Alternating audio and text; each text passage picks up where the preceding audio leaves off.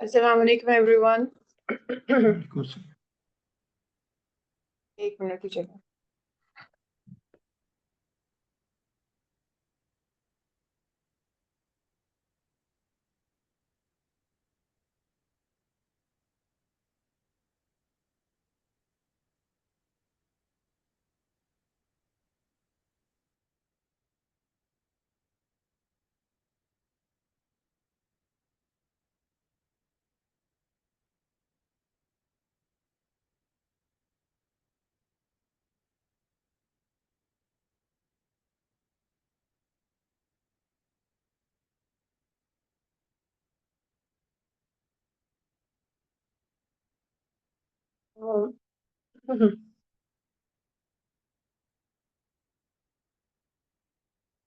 आज हम basically discussion करेंगे कि हम अ, कैसे यूज़ कर सकते हैं डिफरेंट यानी चैट जीपीटी को अपने आइडियाज़ को जनरेट करने में, और वो जो टेक्निक्स मैंने आप लोगों को सिखाई थी उन्हीं टेक्निक्स के ऊपर हम बात करते हुए जाएंगे, ताकि आप लोगों को आइडिया हो कि ये चीज़ क्या होती है और उसको कैसे लेके चलें। ठीक है, क्योंकि मुझे, जैसे मैं बार बार लोगों को कह रही हूँ ना कि व्हाट्सएप ग्रुप के अंदर भी, कि आप इस टेक्निक को यूज़ करें, तो मुझे फीलिंग यही आती है कि इससे मेरी बात फॉलो नहीं हो रही। तो मैंने कहा कि आज हम उसको यूज़ करके दिखाते हैं कि ये कैसे कर सकते हैं। ऑलराइट, चलिए मैं ये ना अब स्क्रीन शेयर करने लगी हूँ। आज हमारे पास लोग बहुत कम है। हम्म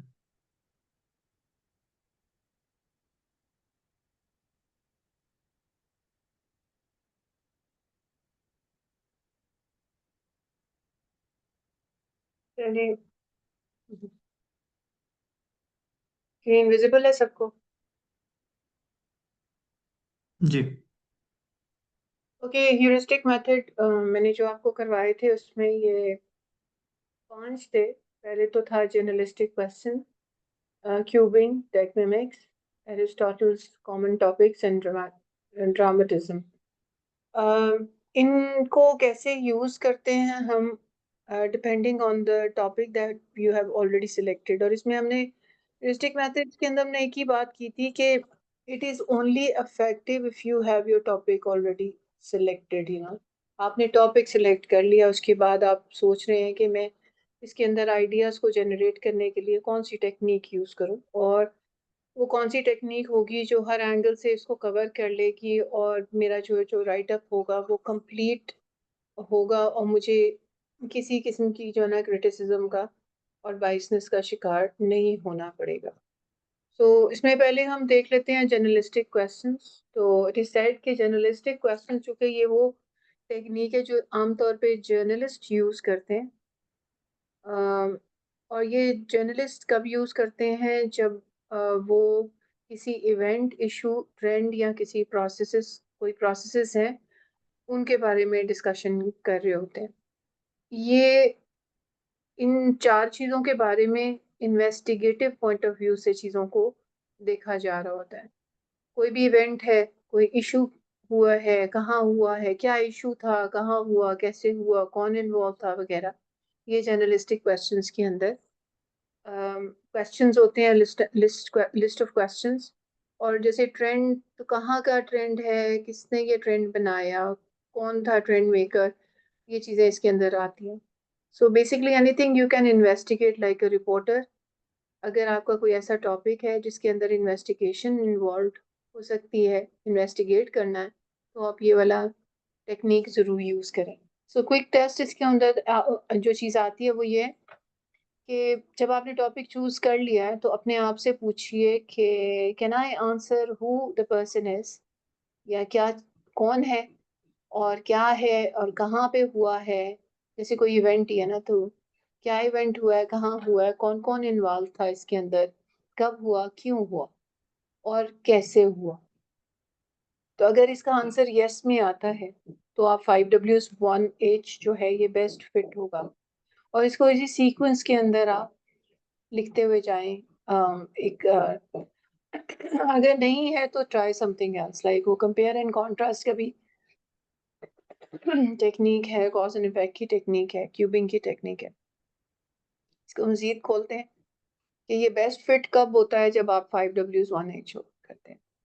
अगर आपका टॉपिक के अंदर कुछ लोग इन्वॉल्व हैं, जैसे पॉलिटिशियंस हैं या जनरल पब्लिक है या मीडिया इंडस्ट्री है, उसके अंदर कुछ लोग होते हैं, वो लोग इन्वॉल्व हैं, और आपने किसी इवेंट के बारे में बात करना है, कोई एक्शन हुआ है या और वो एक ख़ास जगह के ऊपर हुआ है और किसी ख़ास वक्त के ऊपर वो हुआ है, और उसके पास फिर आपके पास रीजंस भी हैं कि ये हुआ क्यों है, और फिर इसकी एक आउटकम है या इसके कुछ प्रोसेसेस हैं जो कि इसके अंदर इन्वॉल्व होते हैं, तो फिर आपको यही technique 5W1H is the best fit for you. ठीक है, इसके अंदर आप देखें कि if people are involve like leaders, जिस तरह पॉलिटिक्स एंड पावर प्ले के अंदर होता है, अगर एक्शंस एंड इवेंट है, जैसे प्रोपेगेंडा कैंपेन्स होती हैं, इलेक्शंस होती हैं, वॉर्स होती हैं, ठीक है, लोकेशन यानी कोई भी हो सकती है, यूएन है, G20 है, या कोई भी जगह हो सकती है, जिस तरह फ़लस्तीन है, पैलेस्टाइन है। हम्म, टाइमलाइन है, जैसे कि कब हुई है, कब हुआ है, जो इंटेलेक्चुअल वॉरफेयर के अंदर हम ये बात करते हैं कि ये ड्यूरिंग कोल्ड वॉर या फिर आज अभी, जैसे ये फ्यूटेला का वाकया हुआ है, ये तो अभी हुआ। रीजंस हम अगर दे रहे हैं तो हम देखते हैं कि व्हाट नेशंस स्प्रेड प्रोपेगेंडा और सीक पावर, तो रीजंस किस तरीके से why nation spread propaganda, and हम normally why they spread propaganda to seek power. तो इसकी आउटकम है कि ये हुआ कैसे, so how propaganda can change public opinion. तो इस इन सवालों के अगर आपके पास जवाब आ जाते हैं ना, तो आप बहुत क्लियरली जो भी राइट अप आप बना रहे हैं, इन क्वेश्चंस को ही अगर आप आंसर करते जाते हैं, तो आपके पास एक राइट अप वैसे ही छोटा सा बन जाता है। ठीक है, हम्म, सिंपल ट्रिक इसके अंदर ये, जैसे 5W1H है एज हेडिंग्स और गाइडिंग पॉइंट्स, तो करें क्या, आपके 2 से 3 हर सवाल के सामने 2 से 3 लाइनें लिखते हैं। कौन इन्वॉल्व है, क्या हुआ, कहाँ हुआ, कब हुआ, कैसे हुआ, क्यों हुआ। ये जो 5Ws आपने एक दफ़ा एक पेपर पे लिखें, और उसके सामने ना एक एक 2 2 लाइनें लिखते जाएं। ठीक है, दैट बिकम्स योर ऐसे और एन आर्टिकल ड्राफ्ट, वैसे ही आपका पूरा बन जाएगा। ठीक है, तो अच्छा, अगर आप इन टेक्निक्स को यूज़ करते हैं तो आपका जो है ना एक स्ट्रक्चर्ड राइटिंग होगी, क्योंकि आपने ना एक तरीके से सारे सवालों को, देखिए सवाल एक ना एक सीक्वेंस के अंदर है, अगर आप इस सीक्वेंस में ही इनको रख देते हैं, तो आपका छोटा सा जैसे 200 वर्ड्स का जो राइट अप है वो खुद ब खुद क्रिएट हो जाएगा, क्योंकि हमें तो इससे ज़्यादा रिक्वायर्ड नहीं है। आमतौर पे तो ये आउटलाइन करने के लिए हम लिखते हैं ना, कि मैंने अगर कोई बुक लिखनी है, कोई थीसिस लिखना है, कोई रिसर्च आर्टिकल लिखना है, उसके लिए मैं अपने आइडियाज़ कलेक्ट कर रही हूँ, तो मैं इनको लिखूँगी और फिर मैं इनके ऊपर मज़ीद रिसर्च करूँगी और इसको इलैबोरेट करूँगी। लेकिन हमारे उस्ताद ने जो हमें उस टास्क दिया, दैट इज़ ओनली 200 वर्ड्स, तो सर सिर्फ़ इन सवालों के जवाब के अंदर आपको 200 वर्ड्स मिल जाते हैं। मैं भी आपको इसकी और मिसालें देती हूँ। सिंपल गाइड है, जैसे कि पॉलिटिक्स एंड पावर प्लेज़, ये हमें एक टॉपिक मिला हुआ है सर साहिल की तरफ से। Now take it as a chess game, एक गेम की तरह इसको सोचें। Think of it like a game of a chess. Start with who is in power, then show what what they do to keep it, power को रखने के लिए वो क्या क्या काम करते हैं। Explain where these games happen, which country, which region. Then tell when power changes, यानी चेंजेस कब होती हैं पावर के अंदर, जब इलेक्शंस होते हैं।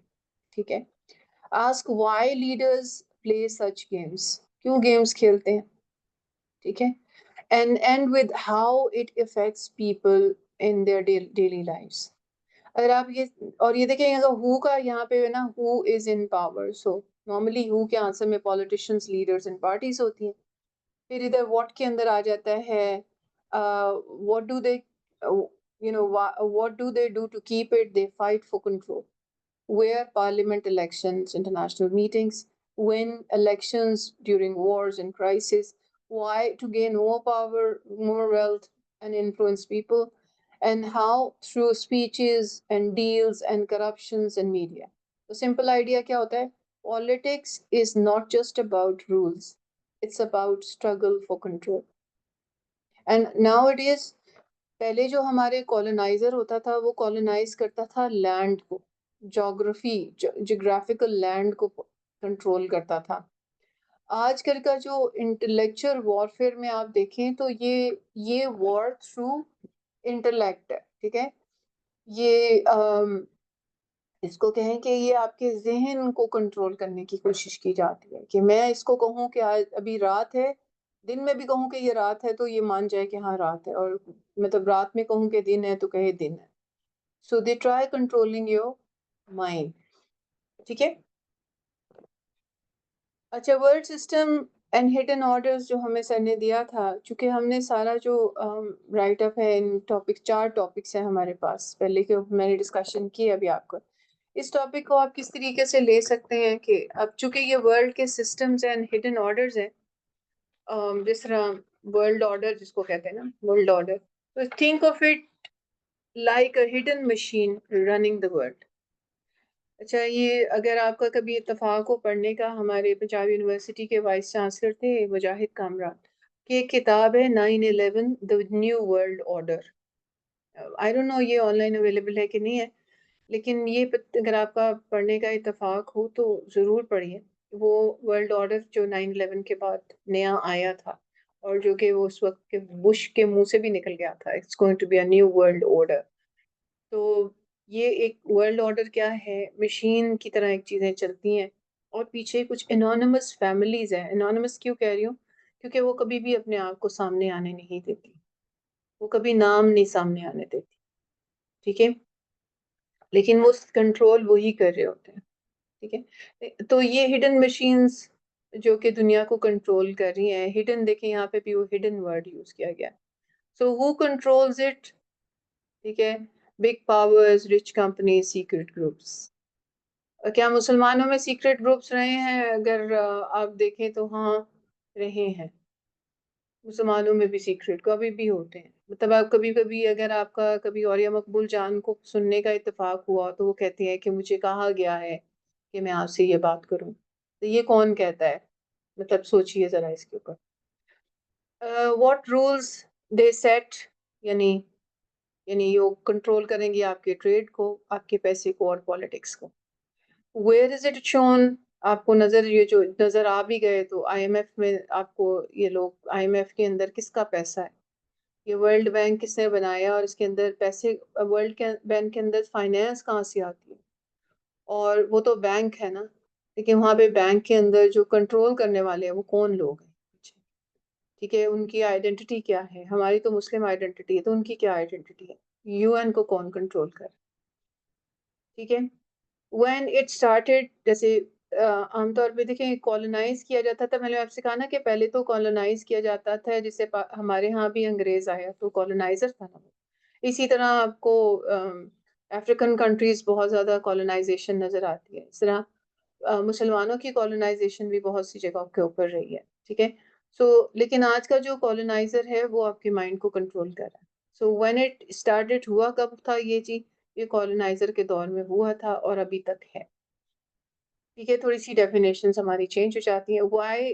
अच्छा, अब ये सोचने की बात है कि लोग अब जोग्राफिकली आपको कॉलोनाइज क्यों नहीं करते, आपके यहाँ आके बैठ क्यों नहीं जाते? क्योंकि उनको ना फिर कुछ रिस्पॉन्सिबिलिटीज उनके ऊपर आ जाती हैं जो कि उनको ना तकलीफ में डाल देती है, ठीक है। जिस तरह अफगानिस्तान में जो रिसेंट आपने यूएस को निकलते हुए देखा है, तो कोशिश तो की उन्होंने अभी भी, लेकिन कंट्रोल नहीं कर पाए, फाइनली उनको वहां से निकलना पड़ा। तो आपका जो कॉलोनाइजर है वो इसको नहीं चाहता, वो कहता है कि हम इनको इतना दिमागी तौर पे मफलूज कर दें कि ये बस हम इनसे कहें कि इतने पैसे दे दो, ये चीज़ हमें पहुंचा दो। जिस ये भत्ते वाला सिस्टम होता है कि काम आप सारे खुद करेंगे, बस हम आपसे साल में इतने पैसे ले लेंगे। सो अब वो कॉलोनाइजर जो है ना, वो आपके इलाके में आके बैठता नहीं है, बल्कि आपके दिमाग को कंट्रोल करता है, ठीक है। व्हाई इट स्टेज हिडन, क्यों ये हिडन रखा जाता है? To protect the rich. जाहिर है पीछे ये जो होता है ना, देखें इकोनॉमी की जंग है हर जगह, ठीक है। और सोसाइल बिल्कुल सही कहते हैं।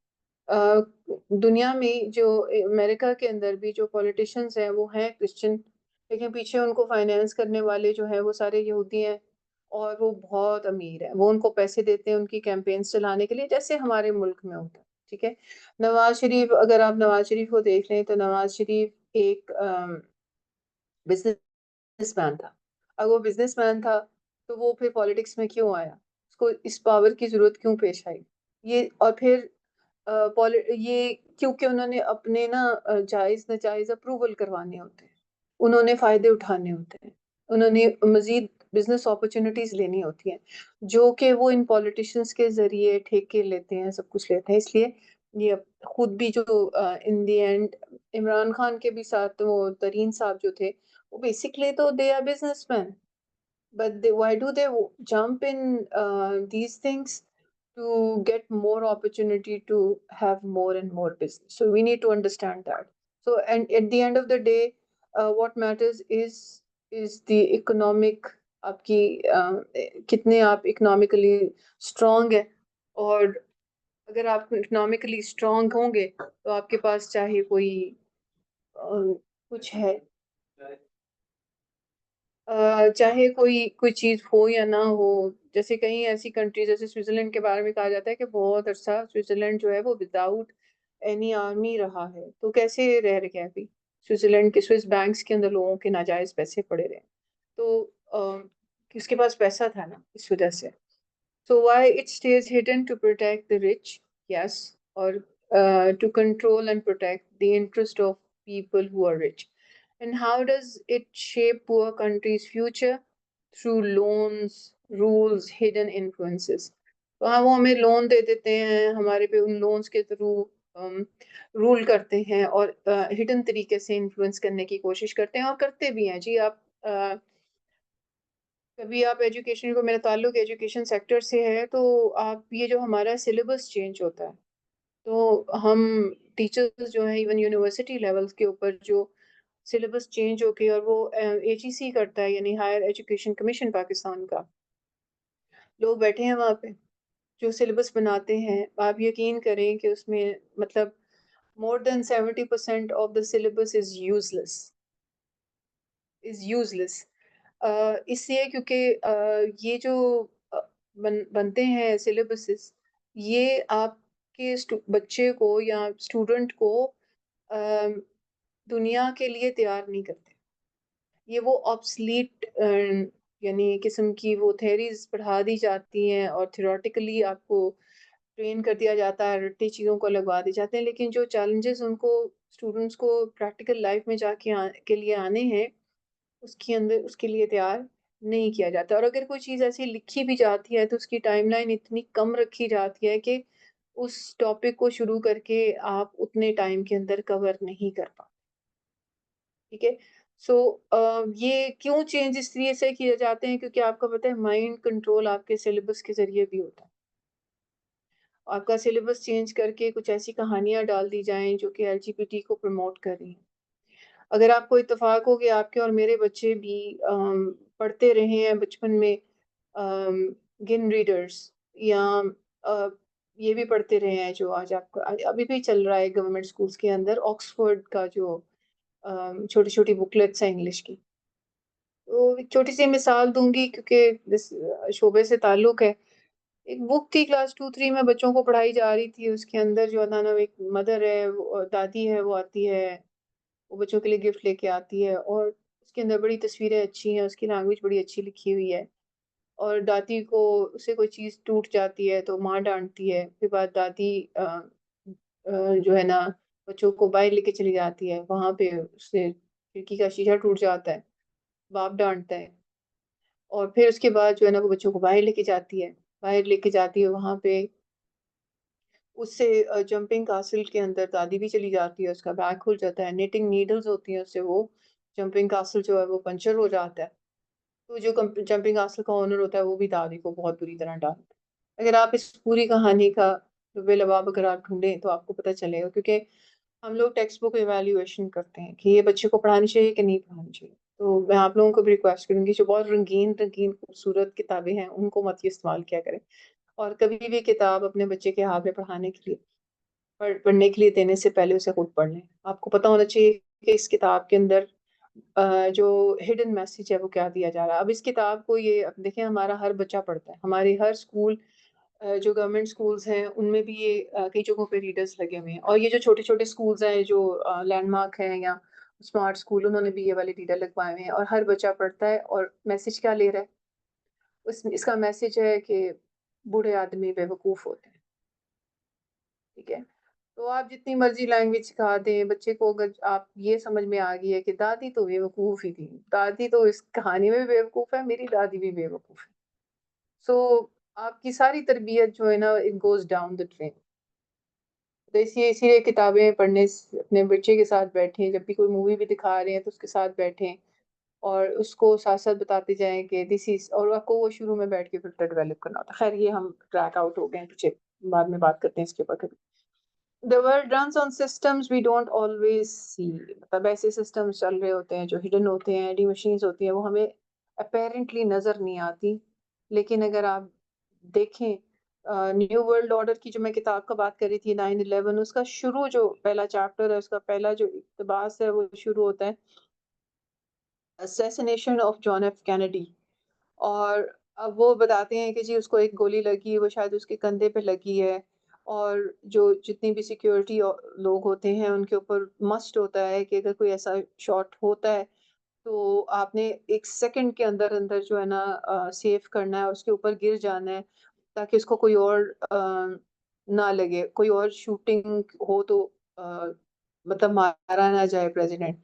लेकिन कोई 20-30 सेकंड तक जो है ना, कोई प्रेज़िडेंट के करीब नहीं जाता, फिर दूसरी गोली चलती है जो कि उसके सर को लगती है और उसका ख़त्म हो जाता है। जैसे ही वो सर को गोली उड़ा देती है, तो जितने भी उसके सिक्योरिटी गार्ड्स उसके साथ थे, वो उसके ऊपर गिर जाते हैं, ये वो।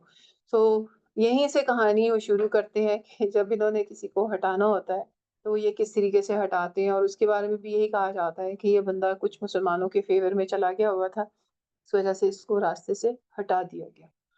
तो प्रोपेगेंडा थ्रू फैक्ट्रीज़ कैसे होती है? Think of it like brainwashing through media, ठीक है?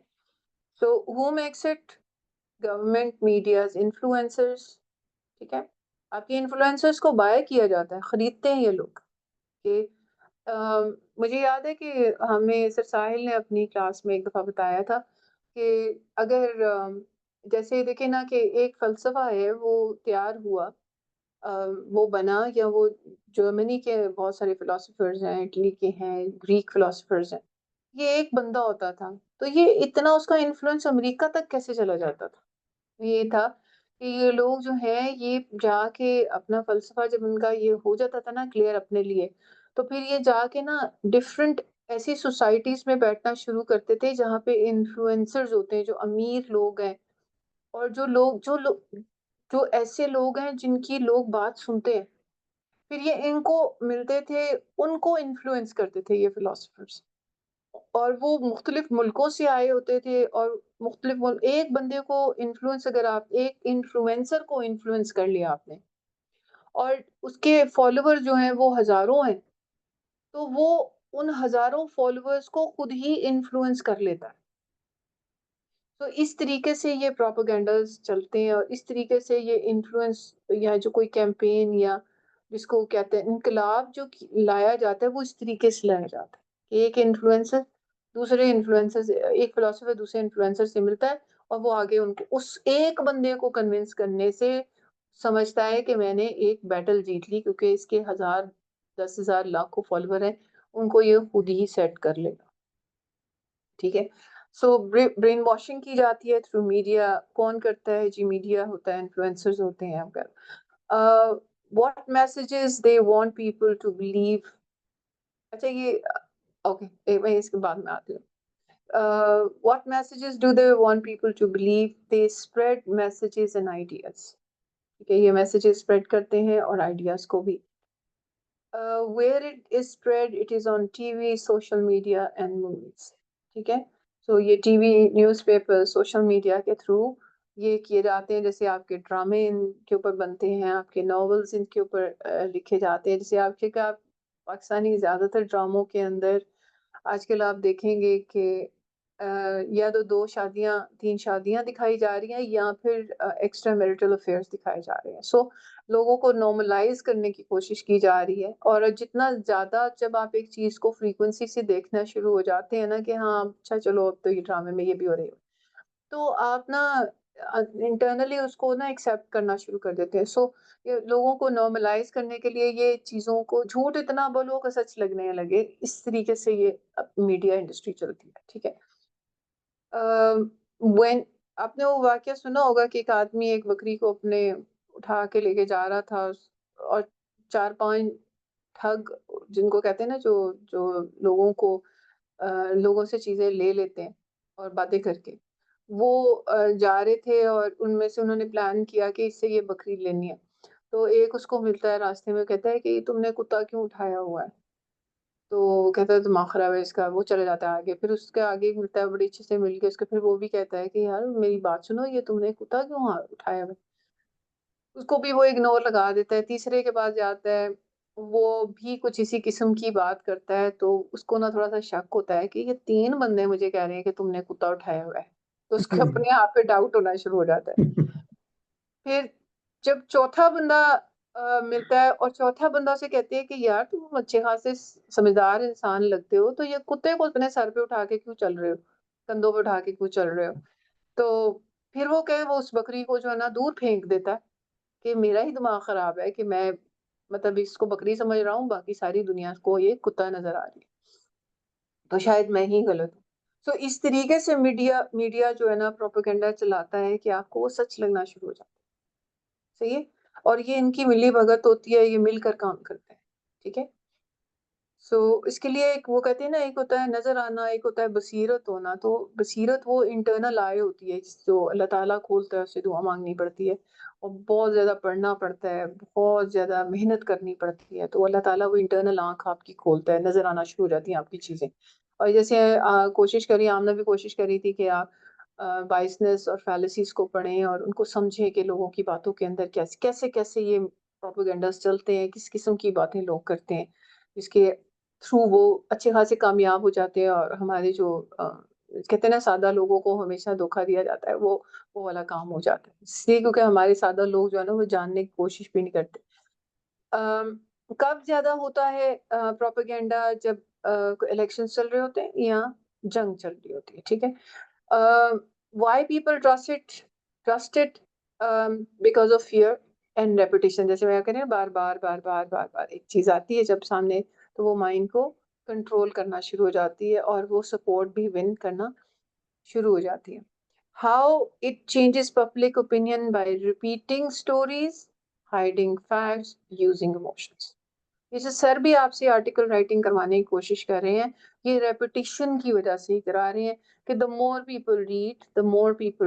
मोर they will start talking about it and the more they will start understanding कि this is something that should not be ignored. So the more you repeat, ये human psychology है, वो चीज़ें आपको याद रहना चाहिए। So propaganda is a tool to shape how people think. ठीक है? तो कहते हैं ना कि लोग प्रोपेगेंडा से शुरू करते हैं और बाद में वो असल असल चीज़ शुरू हो जाती है, असल बन जाता है। तो किसी चीज़ की भी आपने कोई काम करवाना है, उसका पहले प्रोपेगेंडा करें। प्रोपेगेंडा करें और सच झूठ को मिक्स करें और फिर उसके बाद ही ना कामयाबी के तरीके उसके बाद जो है ना वो खुद ब खुद सच होना शुरू हो जाता है। इंटेलेक्चुअल वॉरफेयर के अंदर ये वाली टेक्निक कैसे यूज होती है? अब आपने टॉपिक चूज किया है जो इंटेलेक्चुअल वॉरफेयर से रिलेटेड है। Think of it like a war of ideas instead of weapon. ठीक है? Who fights it? ये war intellectual warfare writer, scholars, media. आपको पता है कि हमारे यहाँ तो उस्तादों को भी खरीदा जाता है। हमारे यहाँ थ्रेट्स आती हैं। मेरी अपनी क्लासेस में आईबी के बंदे बैठे होते हैं। ठीक है? सो गवर्नमेंट, मीडिया, इन्फ्लुएंसर्स ये सब चीज़ें चलती हैं। दिस इज़ पार्ट और वो अ, हर दफ़ा ज़रूरी नहीं होता कि वो किसी बुरी इरादे से बैठे हैं। कभी-कभी वो आपकी सिक्योरिटी के लिए बैठे होते हैं। खासतौर पे जब इनसिक्योरिटी जैसा एपीएस का वाकया हुआ, ठीक है, उन दिनों इसकी और फिर कुछ टीचर्स भी यूनिवर्सिटीज के पकड़े गए जो इन चीजों में इन्वॉल्व थे, तो फिर ये लोग आपके पास आपकी सिक्योरिटी के लिए बैठते हैं, क्योंकि कुछ टीचर्स वाकई रिलायबल नहीं होते, ठीक है। So, what ideas are used like freedom, religion, justice, capitalism, इस किस्म के they spread messages and ideas. And where it happens, आमतौर पे देखा schools हो गया, college, universities, और universities के students जज्बाती होते हैं, young blood होता है, hormone rush होता है उनके अंदर हार्मोन्स का, और उनको बहुत easily आप manipulate कर सकते, you can easily convince. और अक्सर बच्चे ऐसे होते हैं, जैसे हमारी यूनिवर्सिटीज है, गवर्नमेंट सेक्टर है, यहाँ पे तो डिप्राइव्ड लोग आते हैं जिनके पास 100 तरह की महरूमियां हैं, वेरी इजी आप उनको मैनिपुलेट कर, ठीक है, बुक्स के जरिए, टेलीविजन के जरिए, इंटरनेट के जरिए. When it becomes intense, it is through revolution and global conflict. तो when में during wars, elections and big events इनको यूज किया जाता है, ठीक है. आपको पता है कि ये जो मतलब आपने अब इस एंगल से भी कभी चीजों को देखा करें कि ये जो हमारे यहाँ एक दौर आ गया हुआ है कि हर वक्त कोई ना कोई इवेंट हो रहा है, कभी क्रिकेट के मैचेस चल रहे होंगे,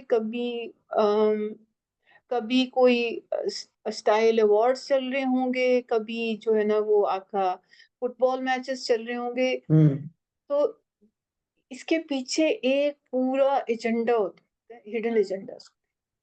So, इसलिए कि too much information is coming to you and you are unable to retain a single one.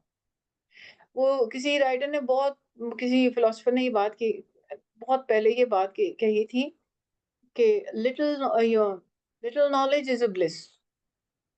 हर चीज के बारे में आपका जानना जरूरी नहीं होता.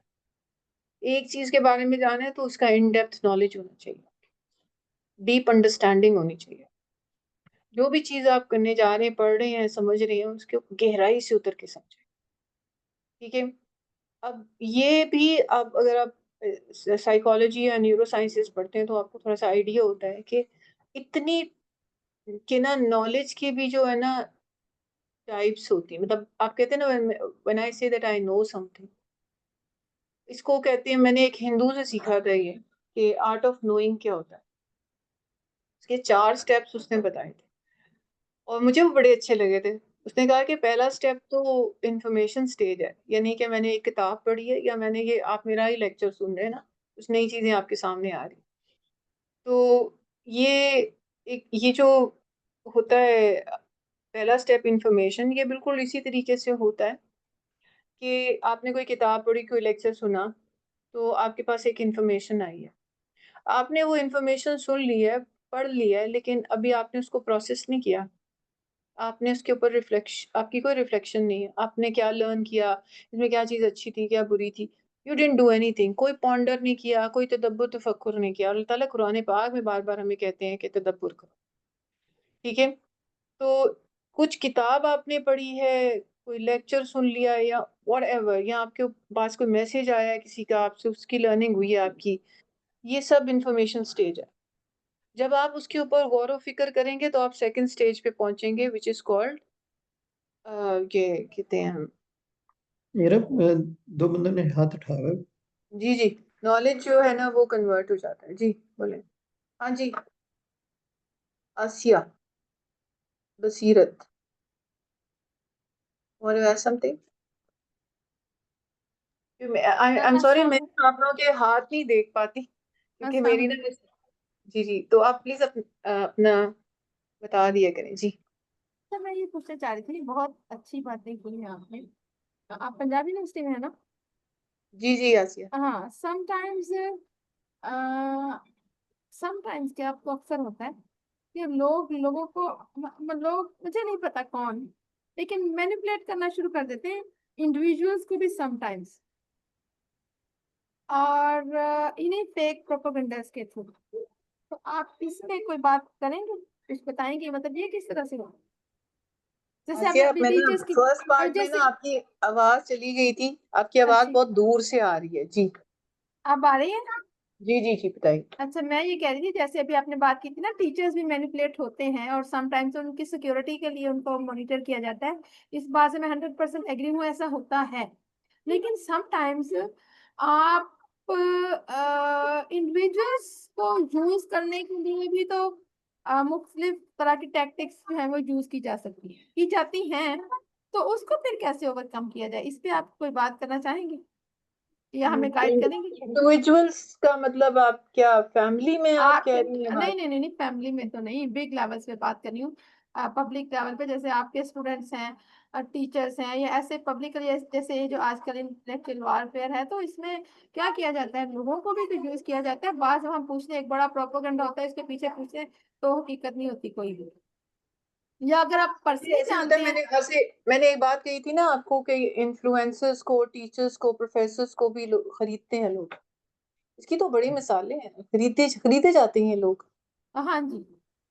जी जी और जो होते नहीं हैं। खरीदे जाते हैं, मैंने एक दफा कहीं पढ़ा कि जो इस्तेमाल होते हैं वो तरक्की करते हैं, और जो जी जी इस्तेमाल होना पसंद नहीं करते वो जाया होता जी है। जी अब ऐसे ही है। ये जाया होने से जो है ना, एक तो ये है कि आप यू बिकम साइलेंट और आप प्राइवेटली अपना काम करते जाएं, जो भी आप कर रहे हैं फिर आप खोने लग जाएं, और खोने लग के आप अपनी छोटी मोटी लर्निंग जैसे भी आप कंटिन्यू कर सकते हैं। वो कहते हैं ना, चल नहीं सकते तो रीन के ही अपना काम जो आप करना चाहते हैं। ये कोई बहुत बड़े कामों की बात नहीं कर रही हूँ, लोगों को बिल्कुल माइनर जॉब से भी नहीं, माइनर जॉब मतलब नहीं, टास्क होता है ना, उससे भी कोशिश की जाती है कि इसको गेट असाइड कर दें। जी जी। बिल्कुल छोटा छोटा, मैं कोई बहुत बड़े लेवल छोटी की सी बात नहीं कर आपकी रही। बात को एंडोर्स करते हुए मैं एक छोटी सी मिसाल दूंगी। और मेरे जानने वाले इतने सारे पीएचडी डॉक्टर्स हैं जो कि बिल्कुल फारिग बैठे हैं, और उनको यूनिवर्सिटीज विजिटिंग के लिए भी नहीं हायर करती।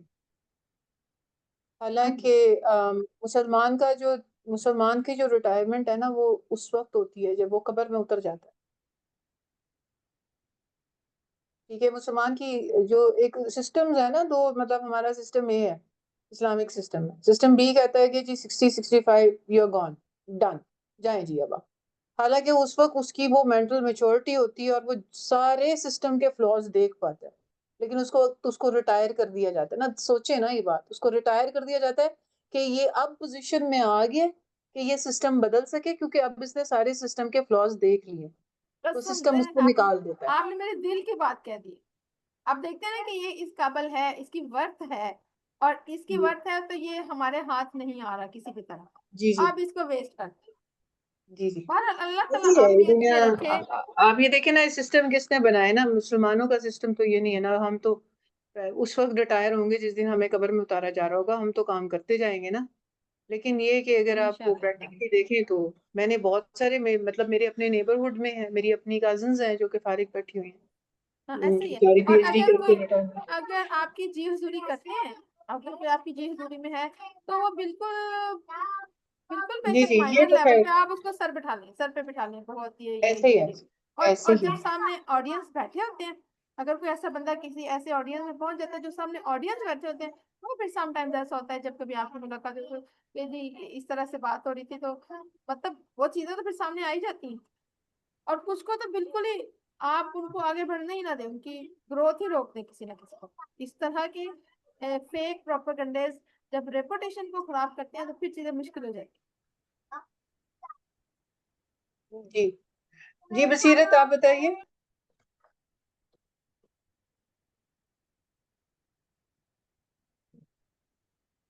बसीरत बताइए, आपका हैंड रेज है। हाँ जी, मैं वो उस पर आप सिलेबस की बात कर रही थी, तो वो मैं पूछने वाली थी कि एग्जाम बहुत थी। जी जी बिल्कुल, जानबूझ के किया जाता है। और जो बड़ा आई प्लान्ड मीन होता जो है। लोग कर रहे होते हैं, है। हाँ हाँ। जो लोग कर रहे होते हैं, यानी वो उनको भी पता होता है कि वो अनजाने में वो इस चीज का शिकार हो रहे होते हैं। मैं ये पूछना अनजाने में चाह भी रही थी। शिकार होते हैं ना। देखिए ना, आप एलडीएस के या बीकन हाउस के टीचर को उठाएं जो कि इस्लामिक पर्सपेक्टिव नहीं रखता, और जो इस्लामिक रखते भी हैं, अक्सर उनको पता नहीं होता कि किताब को स्कैन कैसे करना, बच्चे की हम्म। कॉग्निटिव एबिलिटीज को देखना, बच्चे के इस्लामिक पर्सपेक्टिव को देखना, ये अक्सर लोगों को नहीं पता। लेकिन आज जो मैम अभी आपने जो बहुत पहले बात की है ना कि जब बसीरत की आंख खुल जाती है, जब ऐसे में मैंने देखा कि आप फिर अंदर अपने ही अंदर झांकना शुरू कर दें, तो जिसकी बसीरत की आंख खुली होती है उसको पता चल जाता है। वो तो प्लान्ड ही होते हैं, जो कर रहे होते हैं वो तो प्लान्ड ही है, लेकिन जो थोड़ा सा अच्छा पाउडर नहीं, पड़ता ऐसे है अपने इससे अंदर मैं से आपके एग्री नहीं करूंगी, क्योंकि ये प्लान नहीं भी होता। बाज लोग जानते नहीं है। मतलब आप बाइसनेस वगैरह पढ़ेंगे ना, बाज लोग जानते नहीं। आपने डनिंग कूगर कभी इफेक्ट पढ़ा हो ना, तो आपको पता चलेगा कि जो लोग बिल्कुल थोड़ा सा जानते हैं ना, वो समझते हैं उनको बहुत कुछ पता है, और वो अपने इस बाइसनेस के अंदर जो है ना, बहुत बड़े बड़े नुकसानात लोगों के कर जाते हैं। वो अपने मतलब अपने आप को एक्सपर्ट, आप वो ये बिल्कुल वो बरसाती मेंढक आप जैसे रमजान में देखते हैं ना टीवी पे बैठे हुए, ये वो वाले काम कर रहे होते हैं। उनके पास they have little knowledge but they think they are expert and they talk about big people, और जो कि बंदा क्या ही बात करे इसके बारे में। ठीक है, तो ये हमने जी बात ठीक की है आपकी इंटेलेक्चुअल बात। वॉरफेयर के बारे में कि ये मैंने डिस्कस कर ली स्लाइड की, ये भी रहती है कुछ। जी इसके अंदर होता क्या है जी, ये टेलीविजन स्कूल्स और इसके अंदर ये आते हैं, और वेयर वाली हमारी होगी, फिर व्हेन हो गया, it becomes intense during revolutions and global conflict, जैसे कि इलेक्शंस हो गए, वॉर्स हो गई, या बिग इवेंट्स हो गए। So why people join?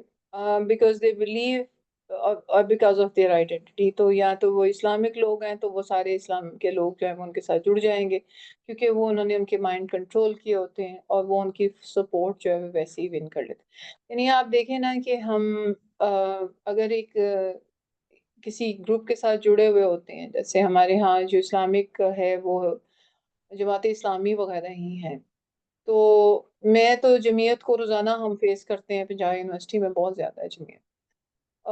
बहुत ज्यादा उनके फायदे भी होते हैं, जाहिर है इस्लामिक लोग हैं, लेकिन कई चीजें जो है ना वो बहुत ही अल्लाह रहम करे हम पे, कि वो इस्लामिक कह के तो हरकतें क्या कर रहे होते हैं, कि आपकी सोच है। मैंने कभी सोचा भी नहीं है कि मैं कभी ऐसी किसी ऑर्गेनाइजेशन को ज्वाइन करूं, जस्ट बिकॉज कि हम लोग इनके सारे वो फ्लॉज अपने सामने देख रहे होते हैं, और ये लोगों को और बच्चों को किस तरह से यूज करते हैं और पढ़ाई से दूर कर देते हैं, जो एक्चुअल उनका मकसद होता है वहां पढ़ने का। वाई पीपल ज्वाइन, आइडेंटिटी की वजह से, जैसे अभी बताया। How it changes society and culture by repeating stories, hiding facts, using emotions. एक ही तरह की स्टोरीज को रिपीट। सो प्रोपेगेंडा आपने देखा, ये टूल होता है जो शेप करता है लोगों को, हाउ डू दे थिंक। सही जी। आगे चलते हैं जी। क्यूबिंग टेक्निक, जो कब आप रूल ऑफ थंब होगा, when the topic has layers. ठीक है, डिफरेंट डिबेट्स हैं और एप्लीकेशंस है, तो क्यूबिंग इज परफेक्ट। लेकिन अगर कोई सिंपल फैक्चुअल ऑलरेडी स्ट्रक्चर्ड चीज है, तो उसके लिए आप 5 Ws करें, माइंड मैपिंग करें या लिस्टिंग करें। लेकिन अगर उसके डिफरेंट लेयर्स हैं और आपको डीप उतरना है, तो यूज क्यूबिंग टेक्निक। ठीक है, अब ये कैसे पता चलेगा कि क्यूबिंग टेक्निक यूज करनी चाहिए? वो यू नीड मल्टीपल पर्सपेक्टिव। ठीक है, आपको क्या है कि आपको जो है ना, एक डेफिनेशन है एक कॉन्सेप्ट की, उसके आपको ना दो तीन, यानी कि इस्लामी पर्सपेक्टिव से भी उसको डिफाइन करना है। उसको देखना है कि जैसे यरूशलेम के बारे में आप देखें कि मुसलमान क्या समझते हैं, मतलब यहूदी उनके लिए क्यों जरूरी है वो, और क्रिश्चियनिटी के लिए वो क्यों जरूरी है। तो आपको डिफरेंट पर्सपेक्टिव से उसको टारगेट करना पड़ेगा टॉपिक को। If the topic feels too narrow, cubing helps you stretch it out and see it from 6 angles. आपको लग रहा है कि ये यरूशलेम पे मैंने लिखना है, तो ये तो एक जगह है जी, इसके बारे में लिखना है, इसकी सिग्निफिकेंस बतानी है कि ये अहम क्यों है इतना सबके लिए ना। सो आप ये एक टॉपिक आपको छोटा सा बहुत ही नैरो डाउन लग रहा है, तो उसको स्ट्रेच कर लें आप, और वो स्ट्रेच आपको क्यूबिंग टेक्निक आपको स्ट्रेच करवा देगी। यहाँ पे AI in education use है। You can describe it, compare it with traditional learning, analyze risk, apply in class application in classroom भी आप इसको different perspective में आप देख सकते हैं। If you अच्छा, ये क्यूबिंग टेक्निक आप कब यूज कर सकते हैं? When you are stuck and you don't know what to write। ये अक्सर हमारे साथ हो रहा है ना, कि हमें पता ही नहीं है कि हम किस बात में। So cubing gives you prompts to unlock ideas quickly। Topic आपको समझ में आ रहा है, लेकिन आपको समझ नहीं आ रहा है कि इसको मैं हैंडल कैसे करूं। तो आप क्यूब एक टॉपिक चूज कर लें कोई, फिर बाकी जो है ना क्यूब के अंदर डालें कि मुझे इसको डिफाइन करना है, डिस्क्राइब करना है, जो भी कंपेयर कॉन्ट्रास्ट बताना है वगैरह। तो टॉपिक इज फर्स्ट, और अगर टॉपिक बहुत ही कॉम्प्लेक्स है और डिबेटेबल है तब भी क्यूबिंग टेक्निक उसको कंट्रोल करने में आपको हेल्प कर देगी, क्योंकि कई दफा टॉपिक इतने बड़े होते हैं कि हमसे कंट्रोल नहीं हो रहे होते कि इसके अंदर तो ये भी लिखना चाहिए, ये भी लिखना चाहिए, लेकिन आपको क्यूब जो है ना उसका स्ट्रक्चर बना के दे देगा। कैसे? If an issue has many sides, like climate change, social media, globalization, mental health, cubing ensures you explore all of them. तो ये आपको सारी की सारी एंगल से इसको एक्सप्लोर करना सिखा देगा और स्ट्रक्चर बनवा देगा आपसे। ठीक है। क्यूबिंग जो है ये आपको बैलेंस राइटिंग की तरफ लेके आता है। अक्सर लोग कहते हैं कि हमें इसको बैलेंस करना नहीं आ रहा, तो क्यूबिंग से वो भी हो जाता है। जैसे it forces you to cover description और फिर एनालिसिस और प्रोज एंड कॉन्स भी आप बता रहे होते हैं कि क्या सही है क्या गलत है, मेकिंग योर ऐसे और रिपोर्ट मोर कंप्लीट। ठीक है। अच्छा, कब क्यूबिंग यूज नहीं करना? जब टॉपिक बहुत ही सिंपल सा है, जैसे माय फेवरेट फूड, यानी लिस्ट द इंग्रेडिएंट्स में बी इनफ। तो वो चीजें होती है ना, मतलब सादा सा टॉपिक है, उसके ऊपर आपने लिखना है, तो आपको जो है ना क्यूबिंग यूज नहीं करनी चाहिए। When you need a straightforward answer, यानी कि डेफिनेशन चाहिए या आपको समरी चाहिए, तो cubing is not good idea. ठीक है। And when you already have specific structure to follow, like scientific method, cause and effect, ऐसे और 5 Ws 1 H। सो अगर आपके पास when you already have a structure, तो फिर आप जो है ना क्यूबिंग यूज ना करें, उसमें आप फिर कॉज एंड इफेक्ट डाल दें या 5 Ws 1 H डाल दें, वो इट विल हेल्प यू। ठीक है। टेक्मिमिक्स जो होता है इसमें रूल ऑफ द थंब होता है कि अगर use tagmemics in complex evolving and interconnected topics, यानी don't use it for basic facts, timeless concept, और when time space is too limited. तो दो दो चीजें आपके सामने आएगी, कॉम्प्लेक्स है, इवॉल्व हो रहा है with the passage of time, और आपस में कनेक्टेड भी है बहुत सारी चीजों के साथ। तो आपके लिए बेहतर रूल ऑफ थंब है कि आप टेक मिमिक्स यूज करें। इसके 3 चीजें होती हैं जी, टेक मिमिक्स के अंदर 3 सवाल पूछे जाते हैं कि क्या है, फिर ये इसे हम देख लेते हैं। Tagmemics when you want to explore the topic in a round 3 dimensional way, and not just what it is, but it also how it changes and how it connects। ये 3 सवाल होते हैं ना, क्या है, कैसे चेंज हुआ over the period of time, और ये बाकी मतलब चीजों के साथ कैसे कनेक्टेड है, बाकी और किस किस के साथ इसका कनेक्शन निकलता है। ठीक है। तो ये आपका टेग मिमिक्स जो है वो बेस्ट फिट होगा for pre writing and brainstorming when you are stuck with only a flat definition of a topic, you need to expand it, तो टेग मिमिक्स कर लें। ठीक है। or for essays, reports, or research papers, when your teacher, professor, or audience expect depth and multiple perspective, तो भी टेक्निमिक्स अच्छा है। When analyzing a complex issue, बहुत बड़ा complex किस्म का issue है, things that aren't just statistic but dynamic and interconnected, जैसे climate change, social media ये वगैरह, ये इनका over the period of time climate change हुआ है ना, और अभी भी क्लाइमेट चेंज जो है ना बहुत सारी चीजों के साथ कनेक्ट हो रहा है, यानी कि ग्लोबल वार्मिंग है, प्लस ये है कि आपकी जो फ्लड्स हैं, और उसके साथ यानी इरिगेशन के साथ, वेजिटेशन के साथ इनफैक्ट कनेक्टेड है। तो आप इसको सारों को जोड़ के लिख सकते हैं इसके ऊपर। For creative writing or content creation, when you need fresh angles on a subject, looking at a topic as a particle wave and feel help generate new sites. So in short, use it when you want to go beyond surface definition and show change plus context. So इसकी कोई आगे है? हाँ, कब use नहीं करना, पहले मैं इसकी आपको मिसाल दे देती हूँ जो मैंने खुद किया था। मैं इसलिए stop sharing.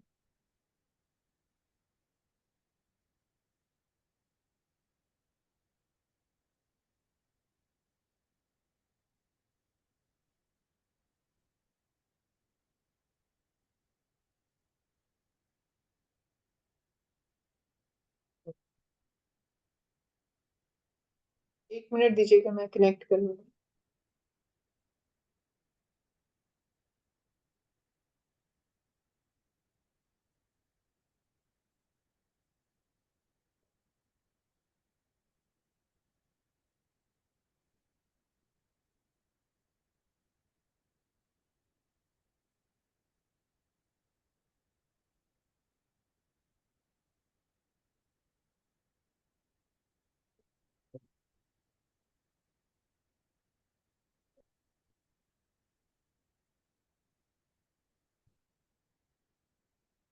Give me 1 minute, please bear with me.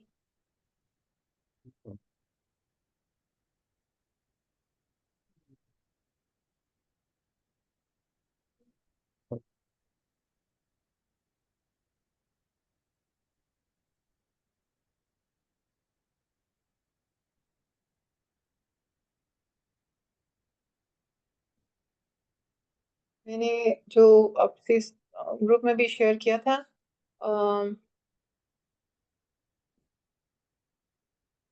और उसका मैं सिर्फ आपको तरीका बताऊंगी कि मैंने एआई कैसे यूज़ किया था इसको करते हुए, टेक्मीमेक्स को, सॉरी जी, टेक्मीमेक्स को कैसे मैंने यूज़ किया था वो मैं आपको बता देती हूँ।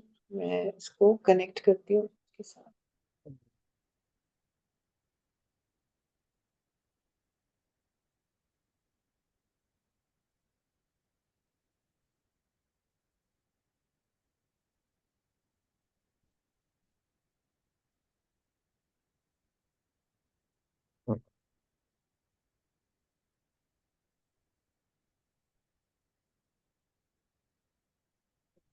क्या हुआ?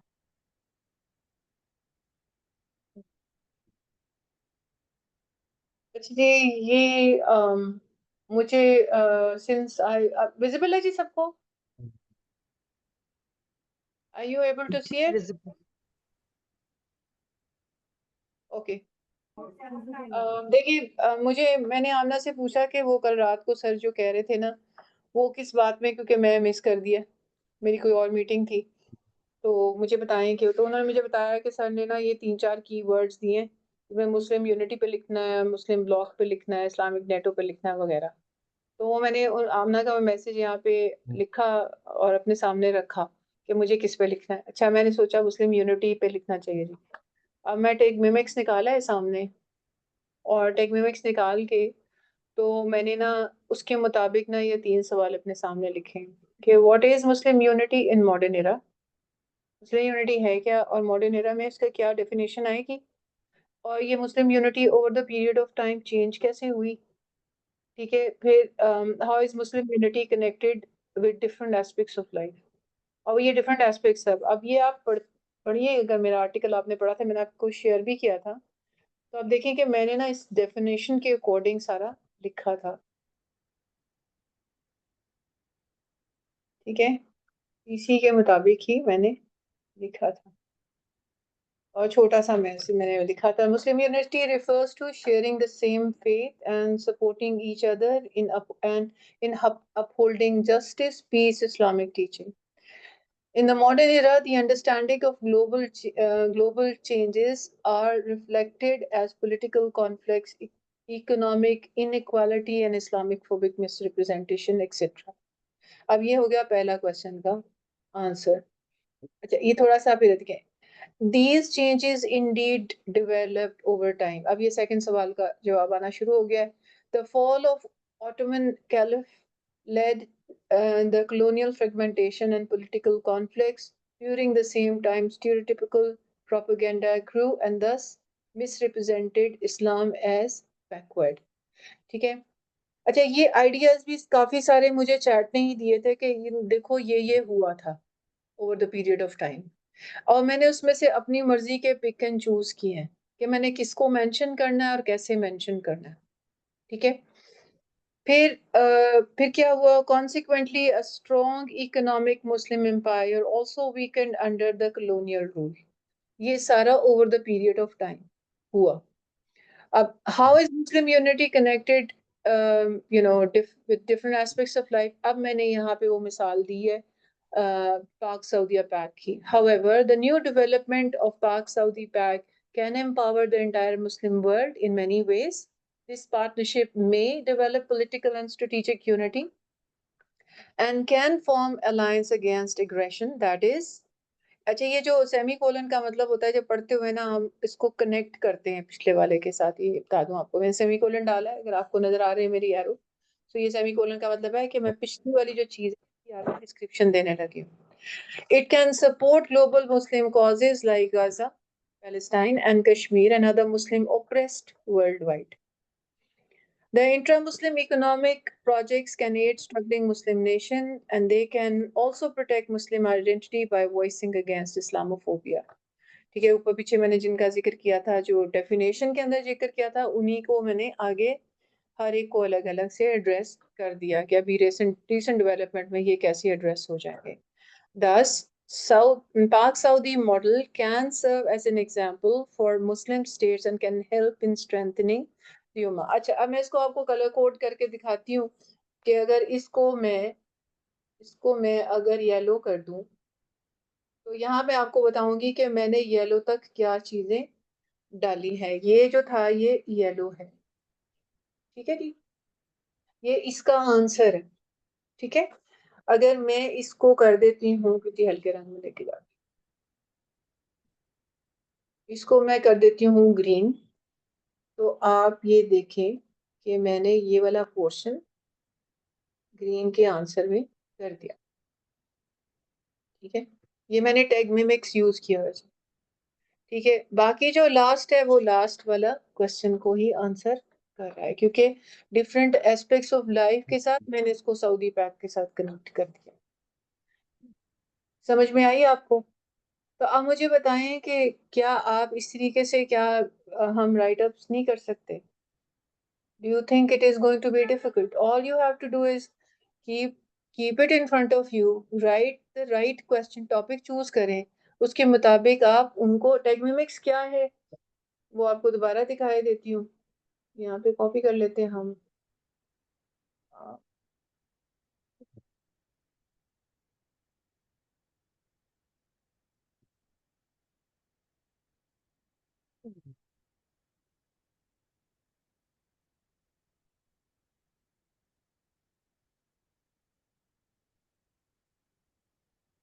ये आपका टेक्निमिक्स है जी. मैंने आपको 3 पॉइंट्स के अंदर इसको डिस्क्राइब किया था और आपके सामने ये आ रहा है टेक्निमिक्स क्या. So I wrote the whole article using these 3 questions. क्या है, कैसे चेंज हुआ ओवर द टाइम, और इसको बाकी चीज़ों के साथ लॉजिक कॉन्टेक्स्ट में बताएं. ठीक है, जिंदगी के बाकी एरियाज के साथ कनेक्ट करके बताएं. बस इन 3 सवालों का जवाब में मेरा पूरा आर्टिकल बन गया. ऑर्डर भी सेम रखा, मैंने कुछ भी चेंज नहीं किया. ऑर्डर भी क्वेश्चंस का सेम ही रखा है. ठीक है, सो क्या सही था? हाँ जी सही था. ठीक है, मैंने इसका रिव्यू लिया जी, बिल्कुल लिया. मुझे इसको चेंज करना पड़ा, हाँ जी, मुझे जहाँ पे मैं वो डेफिनेशंस आपको बता रही थी कि ये डेफिनेशन है, तो मैंने आमना का रिव्यू लिया, ये अहमद का रिव्यू लिया. तो सबसे पहले मुझसे आमना ने ये वाला जो है पोर्शन ये चेंज करवाया था. मैंने यहाँ पे कुछ और लिखा हुआ था, फिर मुझे इसे चेंज करना पड़ा था. ठीक है, सो ये वाला यहाँ पे न्यू डेफिनेशन जो थी इन मॉडर्न एरा वाली, तो I had to change my words. So अब बताइए कि अभी भी आपको कोई मुश्किल हो सकती है इसके अंदर? अगर है तो भी हम बैठे हैं, आप हमें बताएं, हम आपको इसको हल करना सिखाएं. मैंने आपको ये अपना ही लिखा हुआ सामने, जो कि अभी मैंने कल परसों ही फॉरवर्ड किया, अपलोड किया वेबसाइट के ऊपर. तो how difficult could it be? सही है. अच्छा, going back to what we were discussing, तो हम उसको फिर से देख लेते हैं. ह्यूरिस्टिक मेथड्स जो हम देख रहे थे, कि मैं कह रही थी ना कि आप लोग ये वाला शुरू करें, आपको आसानी होगी. सॉरी, टेक्निमिक्स का हमारा हम बात कर रहे थे, कब यूज करना है ये तो आ गया कि अगर कोई बहुत ही, नहीं हम अभी टेक्निमिक्स ही कर रहे थे ना. हाँ, topic is too small and factual, तो आप इसको शुडंट यूज इट. ये वाला ये किया था हमने. तो टेक्निमिक्स कहाँ यूज नहीं करना? जब टॉपिक बहुत ही सिंपल है और फैक्चुअल फैक्चुअल बातें करते. देखिए, जो टॉपिक सेंटेंस के बारे में मैंने आपको पढ़ाया है पिछले लेक्चर के अंदर, उसके अंदर एक चीज़ बहुत अहम थी, वो ये थी कि जो फैक्चुअल चीज़ें होती हैं ना, वो टॉपिक सेंटेंस में नहीं लिखी जाती। फैक्चुअल बातें, क्योंकि वो तो फैक्ट्स हैं, और टॉपिक सेंटेंस आप तौर पे ओपिनियन ओरिएंटेड होते हैं। यानी ऐसा ऐसा जुमला कहें जिससे लोग एग्री और डिसएग्री करें। सो जिस चीज़ से लोग सारे एग्री करते हैं, उसके बारे में आप क्या बात करें? प्लीज़ जो कुछ भी लिख रहे हैं ना, इसको बड़े क्या नाम है, उसके लिए लिखें, ताकि लोग जो हैं वो आपकी बात को सुने और समझें। इसको बिगर ऑडियंस के लिए लिखें। ठीक है? समझ में आ रही है बात सारी मेरी कि कुछ चीज़ आपको मज़ीद डिस्क्रिप्शन रिक्वायर्ड है? कि कोई भी आप ओके, समझ आ रही है, जल्दी से खबरें पता नहीं कहाँ से समझ निकाल आ के रही मुंह में डाल रहे हैं। The topic is too simple and factual अगर है, तो भी आपको ये वाली टेक्निक यूज़ नहीं करनी। या टॉपिक कोई भी आपका जो सब्जेक्ट आप चूज़ कर रहे हैं, वो टाइम में कोई चेंज नहीं हुआ, उसमें कोई चेंजेस नहीं आई, सेम रही हैं, तो भी फिर आप टिग्मेमिक्स यूज़ ना करें। मुस्लिम सराउंडिंग यानी सराउंडिंग्स जो हैं वो कॉन्टेक्स्ट अगर रेलेवेंट नहीं है, यानी कि द फील्ड या यानी कि सिंपल मैथ फार्मूला है इन आइसोलेशन, तो उसमें भी आप इनको यूज़ ना करें। ठीक है? कॉन्टेक्स्ट अगर रेलेवेंट नहीं है तो। And you only need quick surface level information, यानी कि आपको समरी और आंसर और डायरेक्ट आंसर चाहिए, तो वो बेहतर है कि आप 5W1H यूज़ कर लें। टेक्मेमिक्स ज़रा डीप डिगिंग करवाता है। And when clarity is more important than depth, Techmimics can make writing richer but also heavier. यानी चूंकि ज़ाहिर है digging deep हुई हुई है.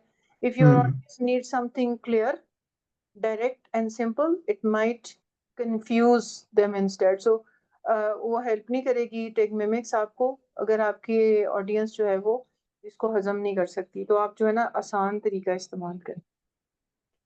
ठीक है? अच्छा, फिर अगली जो हमने पढ़ी थी वो थी एरिस्टोटल कॉमन टॉपिक्स। ये भी when the goal is to build a strength an argument,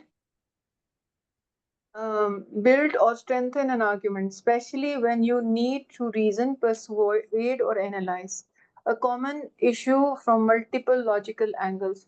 ठीक है? देखिए ये सारे ना टेक्निक्स हैं लिखने की, तो इसमें कई चीजें आपको ओवरलैप होती हुई नजर आ रही हैं। तो आपने अपने टॉपिक को स्ट्रेंथन करना है, तो आप इसको यूज करें।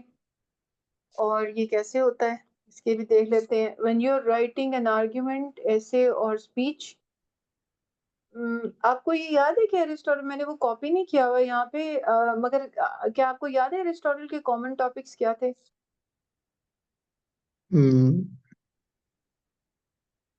नहीं। एरिस्टोटल के कॉमन टॉपिक्स नहीं याद है, मैं फिर कॉपी कर लेती हूँ वहां से।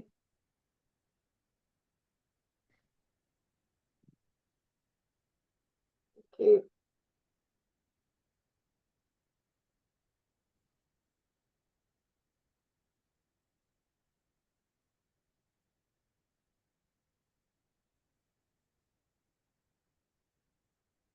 अहमद नजर आ रहे? नहीं, अभी नहीं आ रहा। अब आ गए?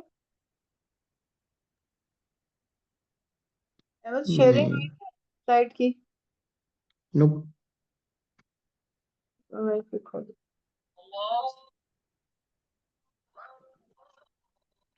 अब आ रहा। विजिबल ना? यस। ये एरिस्टोटल के कॉमन टॉपिक्स जो थे, जो कि आपके आर्ग्यूमेंट का बहुत स्ट्रेंथन करेगी, वो क्या थे? मेन उसने कहा था डिफाइन करें, कंपेयर करें, उसको उसको रिलेट करें, रिलेशन बताएं, उसका कॉज एंड इफेक्ट का कोई भी हो सकता है, और सर्कमस्टांसेस में ये पॉसिबल है। ठीक है? और इसकी कोई अथॉरिटी, कोई ऐसी क्रेडिबल हस्ती या कोई स्टेटिस्टिकल डेटा या कोई एक्सपर्ट का ओपिनियन, वो भी बीच में ऐड जरूर करते हैं। ठीक है? सो हम्म, ये मतलब ये कि 5 मुख्तलिफ एंगल से आपने टॉपिक को लेके चलना है। Definition, comparison, relationship, circumstances and testimony. तो कहाँ पे आप इसको यूज कर सकते हैं? When you are writing an argumentative essay or speech, you need to convince your audience with logic and structure. So and when you want to explore all sides of an issue, जिस तरह definition है, comparison है, cause and effect है, इसके अंदर ही है ना सब बात। It will and with example help you cover every angle, ठीक है? And when you must support your opinion with evidence and reasoning, ठीक है? यानी कि कोई आपने circumstances बताने, किसको रिलेट करके बताना है, किसी अथॉरिटी, किसी कॉन्टेक्स्ट को हाईलाइट करना है, तो आप बताएं।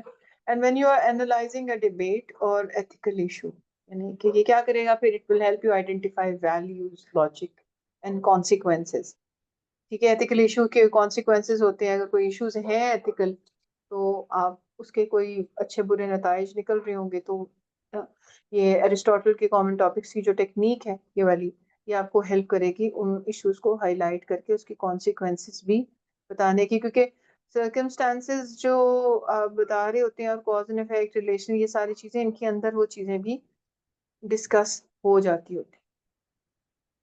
अवॉइड कर कब करना है? व्हेन यू आर डिस्क्राइबिंग और narrating and there is no argumentation, ठीक है? जैसे कोई कहानी लिख रहे हैं, क्योंकि कुछ लोग ना स्टोरी टेलिंग भी कर रहे हैं, ठीक है? एक्सप्लेनिंग द प्रोसेस, यानी कि पहला स्टेप ये था, फिर दूसरा स्टेप ये था, फिर तीसरा स्टेप ये था। अब सिंपल सिर्फ प्रोसेस बता रहे हैं कि कैसे हुआ, तो फिर और गिविंग अ रिपोर्ट, आप सिर्फ रिपोर्टिंग कर रहे हैं और कुछ बता दी क्या हुआ, कैसे हुआ, और अपने से कोई उसके अंदर कोई आर्गुमेंटेशन नहीं हो रही आपकी, तो भी आपको ये चूज नहीं करना चाहिए।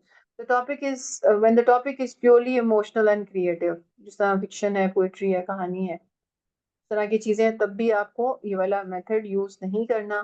And you when you already have fix structure, तो आपने पहले से एक किया हुआ है कि मैंने 5W1H के मुताबिक या क्यूबिंग के मुताबिक आपने सारी इंफॉर्मेशन इकट्ठी की हुई है, तो भी आप इसको यूज ना करें, ठीक है? अच्छा, अब ये एक टेबल मैंने बनाया था जिसमें के अंदर जो है ना एरिस्टोटल, क्यूबिंग और 5W1H के मुताबिक है कि अगर आर्ग्यू और परसुएट कर रहे हैं तो एरिस्टोटल टेक्निक अच्छी रहती है, एक्सप्लोर कर रहे हैं, ब्रेनस्टॉर्म कर रहे हैं तो भी अच्छी रहती है, क्यूबिंग टेक्निक अच्छी रहती है, और इन्वेस्टिगेट कर रहे हैं तो 5W1H बेहतर रहता है। अच्छा, ड्रामेटिज्म के अंदर भी चूंकि इसके अंदर एजेंट होता है, इसकी मैं कॉपी कर लेती हूँ, सॉरी, मुझे ना पहले ही करना चाहिए था, मुझे अब आपके सामने करना पड़ रहा है।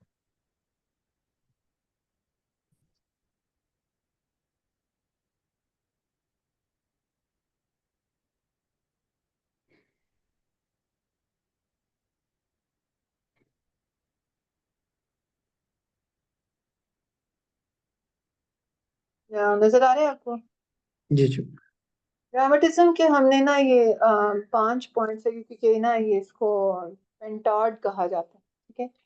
तो ये 5 पॉइंट्स होते हैं जिसमें क्या हुआ, what happened, when, where and when it happened, ठीक है? एजेंट कौन था, इन्वॉल्व कौन हुआ था, एक्ट एजेंसी क्या थी, how did it happen, and purpose, why did it happen. तो ये 5W1 से काफी मिलता जुलता है, लेकिन कुछ के अंदर ये भी है इसके अंदर एक अपनी एजेंट की एक अपनी टोन होती है, यानी कि उसका अपना एक एटीट्यूड आपको नजर आता है। तो ये उस सूरत के अंदर आप इसको यूज करते हैं जब किसी कॉम्प्लेक्स सिचुएशन को आपने के एनालिसिस आपने करनी है, ठीक है? कि जैसे ये कहता है कि use it when people are doing something important, like protest हो रहा है या कोई लीडर कोई स्पीच दे रहा है, you want to understand why they acted the way they did. जैसे वो हमारे पाकिस्तान में बहुत से एहतजाज होते हैं, उसमें तोड़फोड़ होनी शुरू हो जाती है, तो आपने मोटिव्स और इंटेंशंस लोगों के अनकवर करने हैं, तो फिर ड्रामेटिज्म को जरूर यूज करें लिखते हुए। There is a clear event और कॉन्फ्लिक्ट, आपको नजर आ रहा है कि एक स्ट्रेस है, टेंशन है, या कोई चेंज आया है, तो आप टेक्निक को यूज कर सकते हैं। You can describe it like a play और अ स्टोरी, क्योंकि क्या क्या हुआ, कहाँ हुआ, किसने किया, क्यों किया, कैसे किया, ये सब चीजें आपको इसके अंदर आंसर्स में मिल जाएंगे इसके। यू आर एनालाइजिंग कम्युनिकेशन और परसुएशन। जब आप एनालाइज कर रहे हैं किसी की कम्युनिकेशन को, या कोई आपको कन्विंस करने की कोशिश कर रहा है, उसकी ऐसी कोई चीज़ों को एनालिसिस कर रहे हैं, कोई पॉलिटिकल मैसेज को इनकी एनालिसिस कर रहे हैं, किसी कैंपेन को कि जो इनके अपने होते हैं ना, मोटोज होते हैं, उनको आप उनके एनालिसिस कर रहे हैं, कोई एजेंडाज होते हैं इनके भी, तो क्या वो उन्होंने बनाया होता है, पूरा डॉक्यूमेंट बनाया होता है ना पॉलिटिकल पार्टीज ने अपने मोटो। तो वो क्राइसिस और सोशल मूवमेंट्स, इनको ड्रामेटिज्म के अकॉर्डिंग आप चेक कर सकते हैं। तो इनको कब यूज नहीं करना होता, वो होता है the topic is purely technical and factual, no human action और motive is involve. So photosynthesis कैसे काम करती है, ये पौधे अपना खाना कैसे बनाते हैं, अब ये इसके अंदर ड्रामा तो कोई नहीं आना चाहिए, ठीक है। या ये क्लाउड सिक्योरिटी प्रोटोकॉल, ये हमें पता है क्या होती है, कि हम लोग इस फील्ड से ताल्लुक रखते हैं। So in short, dramatism, when your topic involves human motives, conflicts, and purpose, when it tells a story of action and intention, use it then. ठीक है। So ये मैंने आपको खैर एक चूंकि अभी मैंने लिखा ही ये खुद है, एक टिग्मैटिक्स का टेक्निमिक्स का को यूज करते हुए, तो अभी मैं ना क्यूबिंग के ऊपर एक और लिख रही हूँ, तो उसके बारे में भी आपको बता दूँ। तो now the house is open for questions please.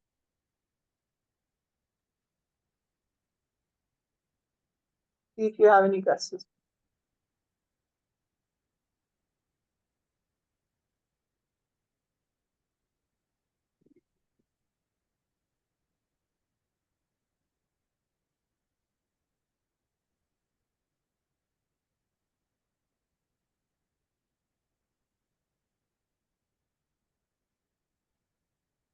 आगे जो भी प्रॉम्प्ट्स वगैरह देनी है उसके ऊपर हम एक और लेक्चर अरेंज करवा रहे हैं, वो एक आईटी एक्सपर्ट है हमारे साथ, और उनसे हमने अभी करनी है request, let's see how we plan it.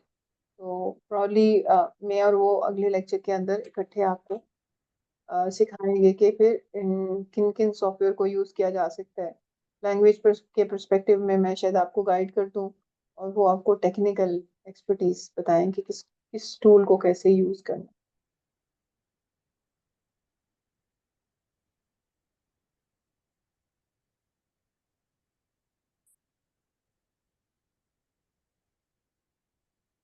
जी अहमद, फिर अगर कोई सवाल हम्म नहीं है तो फिर हम बंद करते हैं, हम्म ठीक है। मेरे कारण स्टॉप कर। या स्टॉप द रिकॉर्डिंग।